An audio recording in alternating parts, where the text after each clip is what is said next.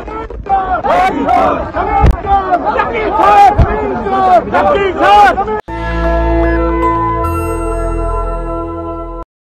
चोर गद्दी छोड़ के नारों से पूरा बिहार गूंज रहा है। सोचिए, कल कांग्रेस की सबसे बड़ी बैठक होने जा रही है, लेकिन भाजपा बौखला गई है। बीजेपी को शायद अपनी हार स्वीकार नहीं है, इसीलिए वो बीजेपी के गुंडों को भेजकर लगातार कांग्रेस के पोस्टरों को फाड़ने की तस्वीरें लगातार सामने आ रही हैं। मुख्यमंत्री आवास घेराव करना था और किस तरीके से लाठीचार्ज के साथ साथ वाटर कैनन से छिड़काव किया गया। लोकतंत्र की आवाज को इतना कमजोर और असहाय बनाने की कोशिश की जा रही है कि ताकि जनता सवाल ना पूछ पाए और विपक्ष जनता की आवाज को मुखर तरीके से सड़क से लेकर संसद तक उठाने के लिए बेबस लाचार हो जाए। लेकिन देश के प्रधानमंत्री का ये तो तय है कि बिहार तो अब उनके हाथ से जाने वाला है। किस तरीके से लगातार ईवीएम की गड़बड़ियों को लेकर सवाल उठाए जा रहे थे, जिस तरीके से सबूत सामने आए चंडीगढ़ मेयर चुनाव का, जिस तरीके से हमारे सामने वीडियो आया, सोचिए गड़बड़ियां, कैमरे की निगरानी में गड़बड़ियां करते हुए पाया गया एक अधिकारी, लेकिन उस पर भी तमाम बीजेपी के कार्यकर्ता खामोश रहे।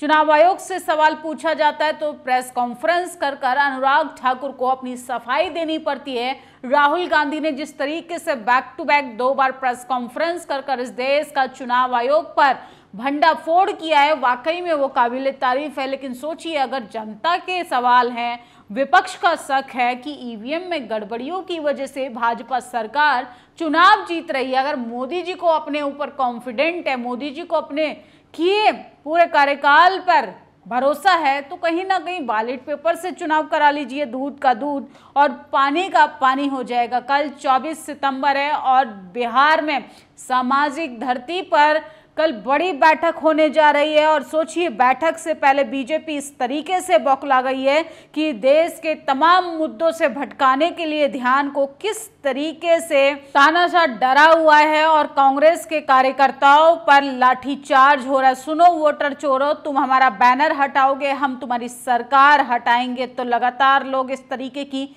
चेतावनी भी दे रहे हैं। आगामी विधानसभा चुनाव को लेकर लगातार कांग्रेस जो है वो कमर कस चुकी है कि सामाजिक न्याय की धरती पर सामाजिक न्याय की बात नहीं बल्कि सामाजिक परिवर्तन भी होगा। और किस तरीके से एनडीए गठबंधन में खलबली है, बीजेपी में टूट की खबरें भी आ रही हैं। नीतीश अलग अकेले चुनाव लड़ने की खबरें बता रहे हैं। और सोचिए, नीतीश कुमार जिनकी मानसिक हालत को खराब बताया जा रहा था मीडिया के द्वारा, असल में वो गेम चेंजर साबित होने वाले हैं और बीजेपी को एक बड़ा झटका मिलने वाला है। बिहार एक अच्छा राज्य है, यहाँ के लोग काफ़ी मेहनती हैं, लेकिन एनडीए राज्य में अधिक बेरोजगारी की समस्या से अब इंडिया गठबंधन सरकार बनने वाली है। बिहार में सकारात्मक बदलाव आने वाले हैं। तो सोचिए, डी कुमार कर्नाटका के उप मुख्यमंत्री भी वहां पहुंचे हैं और किस तरीके से बिहार की सड़कों पर जो पोस्टर लगाए गए थे कल की बैठक को लेकर, वो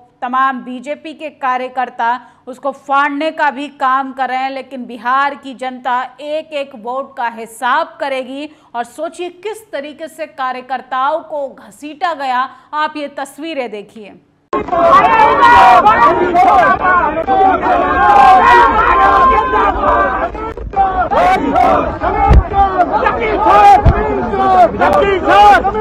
देखिए आपने तस्वीरें, सोचिए किस तरीके से लोकतंत्र का मजाक बनाया जा रहा है, लोकतंत्र की धज्जियां उड़ाई जा रही हैं कि जो सरकार से सवाल पूछेगा उन्हें सड़कों पर घसीटा जाएगा, किसानों को खाद की लाइन में लगाया जाएगा, युवाओं पर लाठीचार्ज होगा। और किस तरीके से इस देश में महिलाओं की हालत तो इतनी बदतर है कि उस पर तो ना बात कर सकते हैं, ना ही कोई महिला सांसद इस पर मुंह खोलती है। वहीं अगर बात करें तमाम बीजेपी के मंत्रियों की, तो आज सबके सब आरक्षण के विरोध में बयानबाजी कर रहे हैं। और कांग्रेस का इतना बड़ा मैसी प्रोटेस्ट हुआ है और किस तरीके से वाटर कैनन से छिड़काव किया गया पुलिस के द्वारा, प्रशासन को आगे कर तानाशाह का एग्जाम्पल दिया। जब जब तानाशाह डरता है पुलिस को आगे करता है, हर बार देखने के लिए ये मंजर मिलता है। और सोचिए, कांग्रेस कार्यकर्ताओं ने मोदी को चेतावनी के तौर पर क्या कहा, आप ये भी देखते जाइए।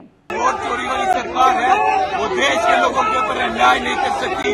देश की जमीन जो है राष्ट्रीय सेठ अडानी को बार बार बेच नहीं सकती, देश के संसाधन अडानी को बेच नहीं सकती। ये जो दलाल सरकार है, वोट चोर सरकार है, ये लगातार देश के साथ अपराध कर रही है, देश के युवाओं से नौकरी चोरी कर रही है, देश के। तो देखा आपने, पटना से तस्वीरें लगातार सामने आ रही हैं। मोदी जी की हवा टाइट है क्योंकि उनको पता है कि उन्होंने अपने काल में कोई भी काम नहीं किया है। 24 तारीख को होने वाली बिहार प्रदेश कांग्रेस कमेटी में बड़ा फैसला होने वाला है, जिसके बाद पूरे एनडीए सरकार को झटका लगने वाला है। वोट चोर और लोकतंत्र के हथियार के खिलाफ बिहार तैयार है। वोट चोरी के षड्यंत्र को पूरे देश में रोकने के लिए 24 सितंबर को बड़ी बैठक होने वाली है। सदाकत आश्रम में पटना के ये बैठक की जाएगी। सोचिए, इस बैठक से देश के तमाम सत्ताधारियों की नींव हिल गई है।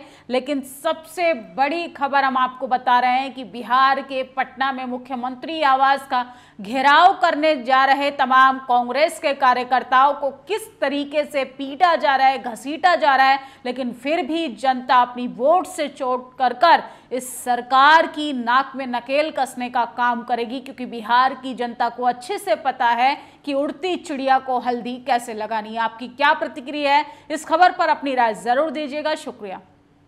नेशनल दस्तक की आपसे गुजारिश है कि अगर इसको बचाना चाहते हैं तो नेशनल दस्तक को सब्सक्राइब करने के लिए रेड कलर के सब्सक्राइब बटन को दबाएं, फिर बेल आइकन की घंटी दबाएं। नेशनल दस्तक को बचाने के लिए बहुत जरूरी है कि हर खबर को शेयर करें, लाइक करें, कमेंट जरूर करें।